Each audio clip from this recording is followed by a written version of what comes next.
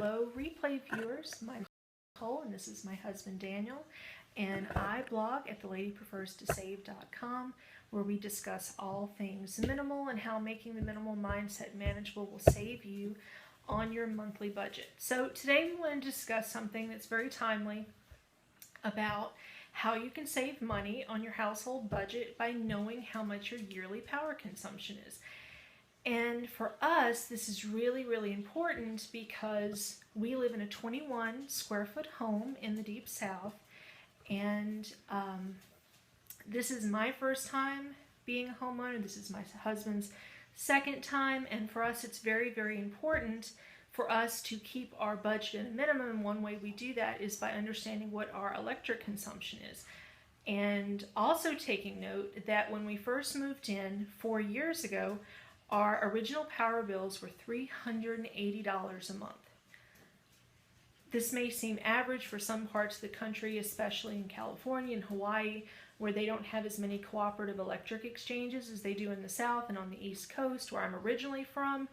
But that's still quite a bit of money when you consider that the average homeowner is only supposed to budget under 10% of their overall income for all their utilities combined, including their water, their gas, their trash pickup, and their electric. Considering also that we live in the South and we have that variable expense that no matter how much you bill for electric, no matter how incrementalized it is, we have summers where, 150 is a lot, where you can go from having a $3 to a $4 to a $450 a month with your air conditioning bill. So we immediately knew within a few months that there was something really, really wrong with our electric bill. So what we started to do was research what our options were to get that at something that was more manageable and more budget friendly for us, because at the time we were also paying our debt down using the Dave Ramsey system. So one of the first things that we did was write our electric company.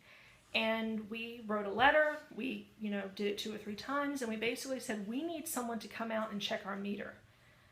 We had called downtown to our city office and found out that none of the meters in our neighborhood had been serviced since 1974. So that's quite a while. They actually don't have to federally do that until you request it. It does not cost anything to have this requested, so it's something that everyone should really do. The second thing was we made sure that each month we were keeping an Excel sheet of how much we were spending and how much the bill was per season. And the third thing we did was we called our electric company and we said we would like to request a green update of the property. And what that means is they will come out to your property, they will go through your house, they will go through your basement and your shed and your attic and anywhere that you need on your property, and to tell you outlet by outlet what your usage is and where you can cut back on your cost. And this was the big savings for us because we found out that it actually wasn't the air conditioner. It was one of the plugs behind our refrigerator. It was some of the plugs where we had a lot of televisions and electrical outlets. There were surges that were going unchecked. And then we also found out, that small appliances and phantom power leaks were costing us over $220 a month. So this check, we also found out the service check is a free service at every electric company and co-op in the country. So we had that check, and then we started reconfiguring how our power was being used. We put everything on green power surge protectors. We made sure that when we went to sleep at night, if it was something that was not vital to the house, yes, it's a free service. All you have to do is to call and request it, because the EPA regulates that this has to be a free service for people, so that people in lower income communities and people in the upper echelons can both utilize this. So this is as of 2012. It is a federal mandate. This is a free and mandated service, and everyone should really be doing it. But what we found out is that just by unplugging things at certain times, we could give ourselves a lot of extra money back into our budget. And then we also found out, after we started incrementalizing our bill usage, that there were certain times of the day we were getting charged for electric more than other times. For example, between 8 a.m. and noon, it was 1.5 times the charge that it was between 2 p.m. and 6 p.m. every day. So I work from home, and so normally this was my time to do laundry. This was my time to charge all of our electronics. This was the time to turn on the crock pot. This was my working time as someone who stays home.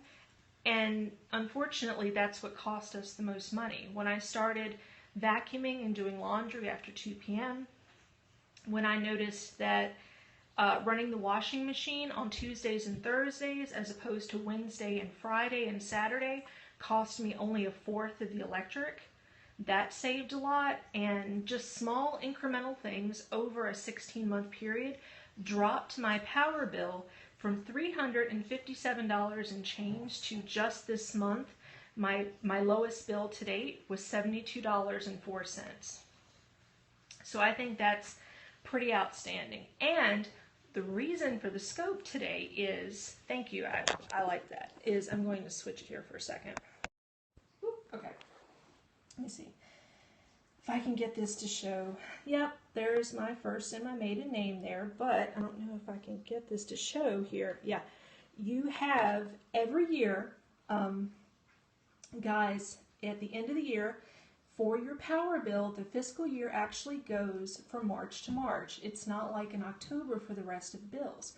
So if you request this from your power company, they'll give you an end of the year energy report, and it will actually show you the percentage of where your power is going. Now, I mean, obviously I've said we live in the deep south, so you can see that cooling is 57% of my cost, and that's variable in the summer months because it's still hot here in October and November, whereas someone in, say, Maine or Minnesota, this is probably not as, you know, a necessitated thing as it is here. But something to notice here. Before, as I said, my appliance cost was 30% of my power usage, and now I've gotten it down to 10.3. Yeah, almost 10.4, which I've gotten that down by over 60%. And I attribute that to knowing when during the week that I need to run my appliances, especially my small appliances, knowing that certain days of the week, also again on Tuesday and Thursdays, it's cheaper to run the electric. So I do a couple different crock pot meals, and we have leftovers other days of the week. That has saved quite a bit. I do my laundry on Thursdays because it's a lot cheaper than it is Monday, Tuesday, and Wednesday. It's half as much as it is on Saturday. So as you can see here, this is one of my new main tools, and this comes out. Now this is something that you would have to request, but come this time next year, you can start seeing where all this goes. I'm going to turn it back. Okay, so you can start to, yeah, they can actually tell because houses are wired on grids, so they can actually tell you down to the outlet what is going in it, and they can actually tell by the amount of power that's being drawn as to what kind of current it is and actually what it's going to. So they can actually tell you that it is a stove or it's a refrigerator or it's your air conditioning or whatever it happens to be. So that can really tell you exactly where your money is going. Now, if you put that in conjunction with kind of starting that Excel sheet again and saying, okay, well, in May, you know, my power spiked from here to here and here to there. Yeah, it is creepy, but I'll say this, at least you can kind of save some money. So you have Big Brother kind of watching you, so to speak, but not really, you know, I mean, they obviously can't see in your house, but they can tell by the amount of power what's going on. But start an Excel sheet, write your electric company, go to your co-ops and ask them, hey, like, what day do you recommend me doing this? You know what? I stay at home and I have kids and we need to do this, this, and this. You know what? What are your rates? Give me a variable rate sheet. That's what we did. We started calculating. It took us over a year to get a sheet, but I can tell you exactly how much I'm going to be charged within a 5 to 10 cent variable per day, per month, of my power usage. And that to me is very important because, again, that's over $200 a month that went back into our budget when we were paying down bills, and that's $200 a month that goes into savings. That's money that can go towards retirement. For a lot of Americans, that $200 can pay for your health insurance each month.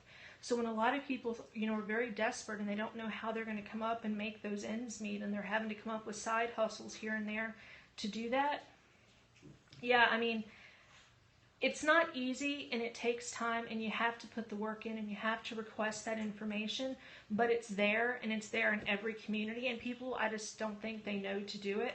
Now, again, we had to do it because we were trying to pay down debt. I was paying off student loans.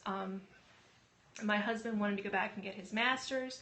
And on top of that, my grandmother at the time, who had had a stroke-induced dementia, we had over $75,000 of her bills kind of fall on us at one time. So within a week, I had had student loans, hospital bills, and almost a $400 electric bill in the same week. So, I mean, if I was to have a heart attack, it would have been that week. So I knew that there's a lot of things I can't put thousands of dollars on at a time, but I knew that somehow the electric bill, could be something that I could improve upon. So something I really take pride in is knowing where my power usage goes in the house.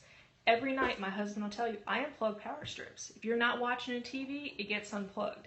If the lamp is just sitting there, there's no reason for it to be drawing power. If the fan doesn't need to be on, it doesn't need to be on. If there's lights on outside, God provided lighting. I'm not going to turn an extra lamp on. It sounds silly, but it saved me quite a bit of money. And definitely back to the topic today, please request from your power company a usage sheet. Go to your co-op and ask them to come out and do a power survey of your house, and to see ways that you can fix those outlets in your house, little ways that you can unplug this or change the days of your cleaning schedule more conducive to not what you need to do, but how much you're willing to pay. There's no reason to give that money away to a company for power surges and phantom leaks in power that just don't need to be there. So my advice, we have a week left, a little over a week left in this month before the end of the power and the utility consumption, the fiscal end to the power year, so to speak, for utility companies. Request that information, get on the list, have someone come out. And as a side note, when they do come out, now it usually takes a week or two for them to come out because obviously they have to put you on a list and an inspector will come out. We were provided with free energy efficient light bulbs from GE, which are $5, $6, $7 a piece at Walmart. We were given 2 packs. We were given 2 power strips. And each one of those retailed for over $20 a piece on Amazon. And then we were given information on rebates if we wanted to have someone come out, for example, and service our central air system, or if you have a central vacuum system in your house, your power company will actually in many areas reimburse you for up to 75% of those costs. So we were given that information, which is really handy, and it's something we keep in our bill box in case we decide to do that later on. But just for having them come out and telling us how to save money, we got $100 worth of free swag. So it was pretty good. All around, it's really eco-saving, and it saves us about $300 a month. Oh yeah, easily. So that's my advice. If you want another way to figure out how to shave a couple $100 off your budget every single month, call your power company and see if there's ways that you can lower your power consumption. You can help lower your carbon footprint and your emissions load in your house. You can have a greener home, a more safer home, and especially for ladies and gentlemen who work at home, you can make your time and your power work for you. You don't have to just give your money freely away. You have options, and so I recommend it. Please contact your power company, and for this Wednesday Ways to Save, figure out ways to make your energy use work for you. So thank you, everybody, and have a great night. Thanks.